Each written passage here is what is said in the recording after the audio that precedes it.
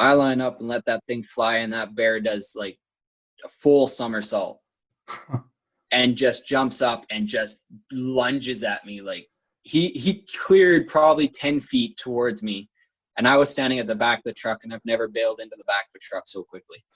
Oh my gosh. Like I opened the canopy, jumped in, and I was in. Like my dad was dying of laughter. He's in the truck laughing his head off. Welcome to Huntin' Stories, brought to you by Late to the Game Outdoors. Everyone loves a good story, and hunters have some of the best. Our whole mission is to collect and share great stories from hunters just like you, to entertain and keep you motivated all year long. So, pull up a seat around the campfire, because here we go.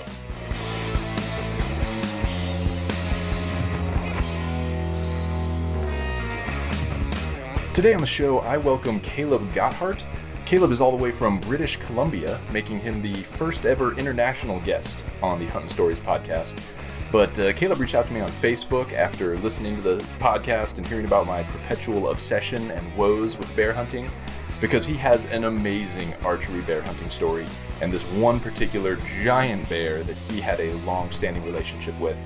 And I knew as soon as I started reading the story that I had to get this guy on the podcast. And the story did not disappoint. It was even more intense than I imagined. So I'm confident you guys are going to enjoy it. And let's get on with talking to Caleb. Hey, Caleb, what's up, man? Not much. How about you? Oh, just living the dream down here in the desert, waiting for fall seasons to kick off. They're around the corner. I feel you, man. All right, so you are in northern British Columbia. Yep. So if British Columbia wasn't far enough north, you're in the northern part of it. Yeah. which is awesome. And you're here because I want to, like, you reached out with this bear story that I have to hear, but just so that people can get to know you a little bit before we jump right into that. Just tell me a little bit as what we were talking about earlier with kind of how you grew up sort of around hunting, but then, you know, in your own way, sort of really got into it later in life, as I did. Just tell us a little bit about that. Yeah. So my dad was a guide for years, and then he was always out hunting. I would always go out hunting with him, but I was never into the like getting out and doing a bunch of hiking and hunting. I was always just drive the road and, oh, there's a deer, shoot it. Yeah, and then when I got out on my own, I moved about 8 hours away from him and into an area where the road hunting was there's a lot of people on the road, so it wasn't worth doing it. So the hiking were the only thing you could do, and that's when I really started to realize that this whole hiking thing and hunting was it was awesome. So I started doing more and more and more of it, and now I'm just truly addicted. It takes over. So do you typically, like, do you set up a base camp and hike out for the day, or are you like camp on your back, just go way in the middle of nowhere? Some of both. What do you do? Most times I just leave from my house, and there's a couple areas where it follows the river in a big ravine, and I've scouted all those areas and found moose and deer and elk in them. And so I leave from my house at 3 a.m. and don't come home till 10 at night. Oh, that's a good day. An exhausting but good day. Yeah. Man, it's so funny you said about being a kid and not wanting to, leave the road. That my oldest is now hunting age, and I almost turned him off to hunting altogether because I would like, hey, grab your pack, grab your rifle, we're going over here, and like would haul him far. And he was like, I hate this. I'm carrying heavy stuff, and this sucks. And so now I'm trying to plan some hunts that are a little more manageable for him. That was a big dad fail. Okay, well, let's get into this bear story, because listeners of the podcast know I have a long-standing struggle with bears that I am praying comes to an end this fall. But so I love bear hunting stories. You have this archery bear story that spans 4 years. So walk us through that, like, to just this majestic bear that you finally took. So the first time we seen him, we were actually going out to an area, and there's a logging slash on the side of the road, and then a pipeline at the end of that logging slash. And we were driving out to this area. It was my parents, my mom and my dad and my wife were all with us. We're not really going out bear hunting, but we were going out just to see what we could see. And there's this bear. It's my dream bear, a nice white patch on his chest. And he literally got his head on a log pile out like a light. So I stop, or Dad stops the truck, and I jump out and I go after him. I get within 20 yards of him, I think I was. And I draw back and I aim and I take my time. And I remember Dad telling me, just take your time, don't rush your shot. And just as I'm letting my release go, he smells me and turns. And that arrow smokes him dead center right in the butt end. He runs off with that arrow just sticking out of his butt. And it was the worst feeling in my life, because there's nothing worse than wounding an animal. Yeah. We looked and looked and looked, never found blood. Nothing, so never found the arrow. So I kind of wrote that one off and thought, well, I guess, probably never see that bear again. I don't know if he'll die or whatnot. And so we ended up going down the road and ended up shooting my first bear with a bow a couple days later, and that went smooth. But the next year, I was actually driving past that spot, and all I could think was, I wonder if he's still alive. I wonder if he's still around. And didn't see him in that area. And then, so I was like, oh, I'm going to stop. And Dad said, let's stop on the pipeline and check it out. So we stopped and we're looking and glassing. And sure enough, he was there. And just hanging in the same area. Just pretty much, yeah. So we put a stalk on him, and we got within probably 80 yards. And I mean, the stalk was ridiculous. We went down into the bottom of the pipeline, and there's like a swamp creek running through there, and I have running shoes on. So, well, I'm getting wet. So we trucked through that little swamp creek and pretty much up halfway up my shins, and it was just disgusting stuff to walk through. And I'm getting closer and closer to him, and he looks at me, not knowing what I was, because I was still too far away for him to really know. And I had a black shirt on, so I just put my head down. Dude, all he seen was a black blob, and then got to within about, I think we were within 50 yards. And I don't shoot over 30. In the area I hunt, it's so bush most of the time that you don't get over a 30-yard shot. So I've never really practiced anywhere past that. And I felt the wind go from hitting my face to hitting the back of my neck. And the bear just the instant that wind shifted, he was gone. And you could hear him crashing in the bushes for probably about a good 2 minutes after, just running as fast as he could. He was gone. Gosh, their noses are so good. Yeah, their eyesight may suck, but their sense of smell is something else. And now, especially now that I've wised them up a little bit on what humans are. Yeah. Sure didn't like that first shot. But, so he took off running in the bush, and I was like, bummer, but whatever. And so I didn't end up getting a bear that year. I ended up getting skunked with the bow. I got one with the rifle, but then the next year, the third year, I had gone out by myself. My dad had to work. We got there a day earlier, and Dad had to work. So I'm like, well, I'll just take your truck and go out.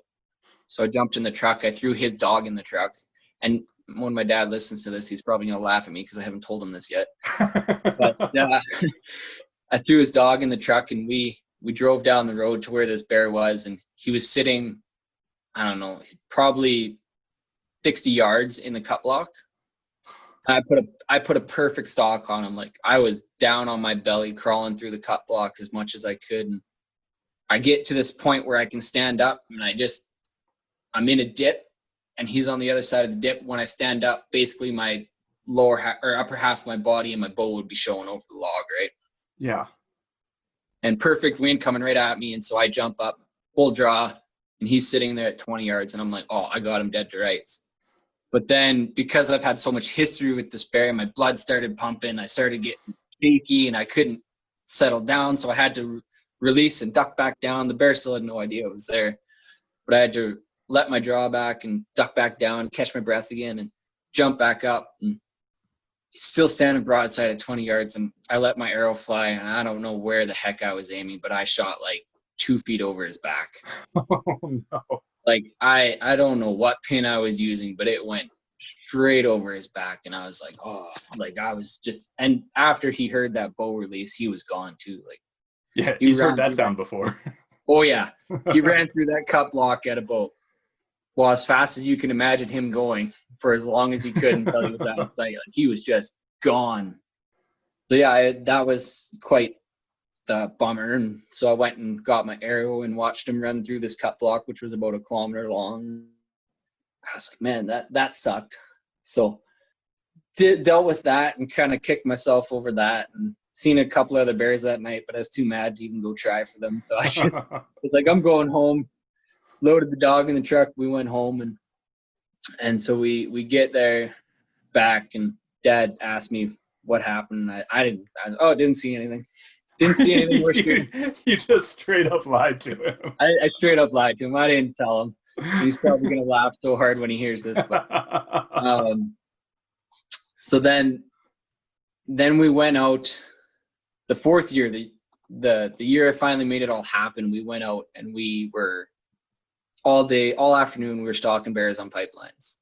And the one bear I got up to, he was a decent sized bear, but he was across a creek and, down a big ravine, across a creek, up the other side. And I'm like, I don't have the energy for this. We had just worked all morning and got the job done.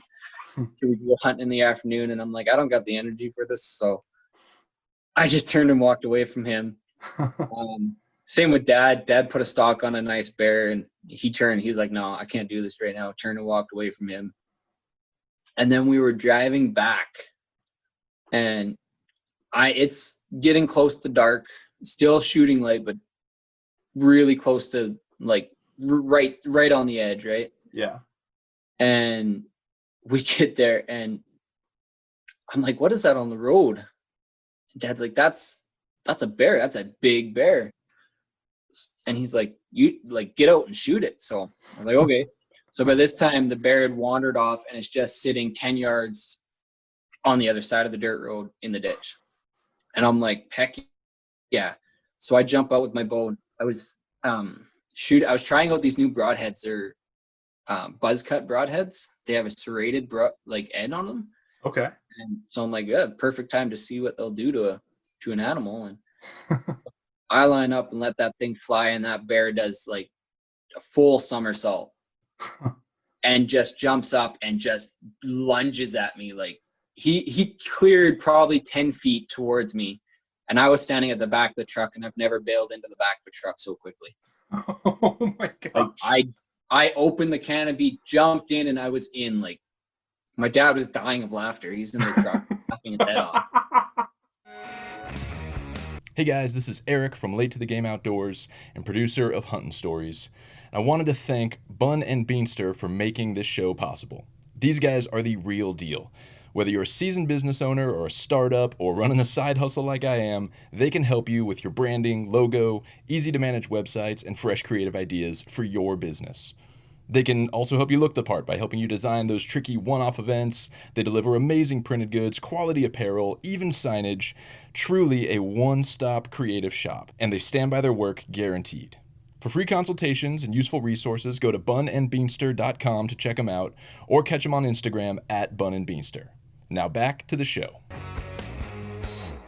And so I jumped in, and I was in there, and I was like, okay, I'm watching the bear through the window, and oh, okay, he's climbing up a tree. Well, I know I hit him good, but it's always that doubt in your mind. Did I actually hit him good? Yeah. So, well, I'm going to jump out, put another arrow into him. So I jumped out, put another one right through the Boilermaker, and it was like another perfect shot, just another great shot. And so yeah. And then I ended up, he fell out of the tree, landed on the ground. And by this time it's like dark, like you have to use flash to see in the bush, right? And we can hear him snapping trees and breaking branches and everything. And me and Dad, we didn't have any of our good flashlights. We just had our cell phones.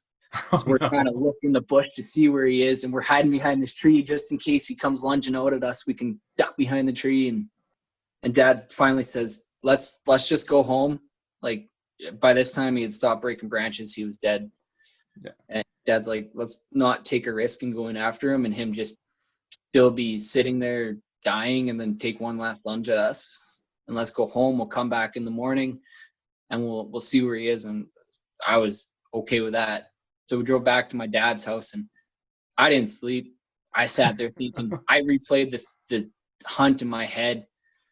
I replayed every year from the past 4 years in my head over and over and over again, trying to figure out, like, okay, I did this year. What did I do this year that was different? And did I make a good shot this year? And, you know, even though I knew both shots were, like, there was a really good blood trail and I knew both shots were deadly, that I just, you know, you get that doubt in your mind, especially when you're leaving at night. And For sure.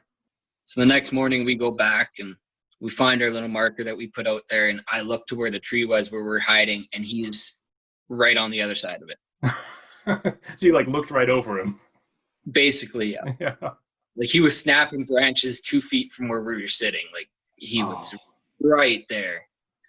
And so both me and Dad, knowing that there was nothing he could do to us, but both of us were like, looked at each other with these big wide eyes and we're like, what in the world did we just, like, what were we doing last night? He was right there. So we went in, and at this point I had a feeling he was the same bear, but I didn't know. Okay. And because he was big. Like when I first saw him, the first year I saw him, he was probably a 6 to 6.5 foot bear. Okay. Which it was a decent bear around here. Yeah. But and this bear was huge. Like he wasn't no 6.5 foot bear. He was big. And so I started looking. I found the big white patch on his chest. Yeah. And then, like, this has got to be him. Like, it was a very unique kind of white patch, and I have never seen a bear with that kind of white patch. So I'm like, it's got to be him. But so we skin him out, and as we're skinning him out, I'm looking in the hind quarter, and I'm like, no way. There's because I was shooting Muzzy 4-blade broadheads at that time. Okay. There's my X pattern scar mark that I left him. Oh my gosh. So I'm like, I look at my dad, and Dad's like, it's the bear. Like, it's the bear that you shot in the butt. And I couldn't believe it. Like, we measured him out, got him skinned out, measured him out at 7'1". Oh, that is such a big bear. Like, he was just a giant, and all the history I had with him, it was such a big relief to finally get that bear in the bag and to bring him home. And I mean, I still haven't boiled his skull or anything. It's still sitting in my freezer from 2 years ago, but that one of these days when I get around to it, I'll do it. Yeah. No, you've got to have something to look at every day and remind yourself of that 4-year journey with that guy. Yeah, for sure. It was insane. Like, I've hunted animals a long time. Like, I hunted one deer for 2 years. And I finally got him. And then I hunted a couple deer for a few years, and I don't know, nothing was as rewarding as that bear. And I think it was just because that first shot that I took at him and I hit him, and then to come back 4 years later and find him even bigger and still alive was just like, it was such a good feeling. Yeah. Well, I'm sure. Dude, and to put to rest, like, whatever worry or guilt you might have from year one, where you're like, as far as I know, he ran off and died, and there was nothing I can, I didn't recover him. He just went to waste. And so you have proved, like, no, he survived. Yeah. He lived healthily because he grew even bigger. Yeah. Dude, that is such a cool story. Man, is there, I usually ask, and I didn't even like prep you on this, but is there any, like, I don't know, a lesson, a tip, something that you learned or took away from this hunt that could benefit other hunters? If you have a target animal, the biggest thing I think I learned, if you have a target animal, don't just, and you mess up on a shot or something, don't just give up. Okay. Because I gave up after that first shot. Like, at the end of the year, I was like, I'm done. Like, I'll never see that bear again. He's my dream bear. He had the white patch. I've always wanted to shoot a nice bear, a nice big bear with the white patch. And I hit him in the wrong spot, and I felt like garbage. And I thought to myself, like, why are you still hunting with the bow? Like, give it up. And then I got my bear that I got, which was still a really nice bear, but I ended up getting him that same year. And it just made me realize that you can't think that way. You got to keep grinding as much as you can. And then even now, looking back at that whole 4-year span, it's the same thing. Like, it's hard to hunt, and they call it hunting and not killing, right? Because yeah, there's no guarantee you will ever get anything and you'll ever be successful. But the best way to guarantee it is to continue to try. Like, even you with your bears, you don't just give up, as I'm sure there's many times that you want to. Oh yeah, I've had a lot of those conversations in the woods with myself. Yeah, no, I have too, for sure. But yeah, just the biggest one is keeping, if you have a goal, just keep to it and don't quit. Dude. And I think the next biggest one would be, even if you're sure you're shot, make sure that you're like for sure. I was sure of that first shot, but at the same time, I could have waited another couple minutes and he would have turned again, right? So yeah, man, it's one of those things. But I mean, it ended up great. He ended up getting bigger, and he ended up being yeah, and it makes for an even cooler story. Like, yeah, exactly. It's still a cool story if you drive up, see the bear that you've always wanted, shoot him and kill him. It's a cool story. Yeah, exactly. But it's not as cool of a story as exactly. I put an X scar in his butt and then chased him for 3 more years and then shot him. Then he charged at me. Then I shot him again. Like, yeah, that's an awesome story. Yeah, no, it's when I was working at a gun shop at the time, Corleone Sporting Goods here in my town that I live in. And when a lot of people would come in and ask about bears, and they'd be like, "Oh, what's your best bear story?" So I'd tell them that one, and they're like, "We've never heard a bear story that topped that one." Yeah, that's such an awesome story. Yeah, no, it's great, dude. Well, where can guys like you're an avid outdoorsman, you're out there doing stuff and taking pictures, and where can guys find you, follow you, keep up on your future incredible bear stories? So I have an Instagram account. It's @_northernadventures_, and that's where they can follow. I try to post on there as much as I can. It's going to be pretty dead because it's supposed to rain for 2 weeks straight here, but oh geez. But that's where people can find me and my adventures and what I do. I have another guy that helps me out with it, and we go quite a bit and try to get as much stuff and as much content as we can for it. Dude, that's awesome. And just I'm based here in the Southwest, so a lot of my hunting buddies are in a similar place. So I always love following guys from a totally different part of the country where the terrain's different, the animals are like everything's different, but it's still the same general pursuit. So, man, I'll be, I don't know if I followed you yet, but I'm going to make sure as soon as I finish this up, I go and follow you to see what's going on. For sure. Well, I'll be following you back. I think I've followed you already, but I'll double check. Dude, Caleb, thanks so much for being on. We'll have to have you on again because, man, for sure. You've got cool stuff up there. You told me that you have moose that like live on your street. Like that's crazy and awesome to me. So I got to hear some more of these stories. For sure, man. Yeah, anytime. I'd be glad to come back on and share another story with you. Awesome. We'll set that up, dude. I'll wrap this one, but dude, thanks again. Yeah, no worries, man. Have a good one. I want to thank Caleb one more time for reaching out and for giving his time to share that awesome story with us. It's down in the show notes, but if you want to follow him, he is on Instagram @_northernadventures_, and just a great follow to see how they do things up in the Great White North. And if you have an awesome hunting story, please reach out to me. Let me know. I would love to start getting stories from all over the country, all over the world, just the different ways that people hunt and just how things differ depending on what you're chasing and where you're chasing it. Thanks again for listening. We'll be back real soon, and I'll see you guys next time. Thanks so much for tuning in to Hunting Stories. And if you want to stay up on what we're doing with the podcast or anything else going on with Late to the Game, go ahead and check us out at latetothegameoutdoors.com or give us a follow on Instagram at latetothegameoutdoors. Thanks again for listening, and we'll see you guys next time.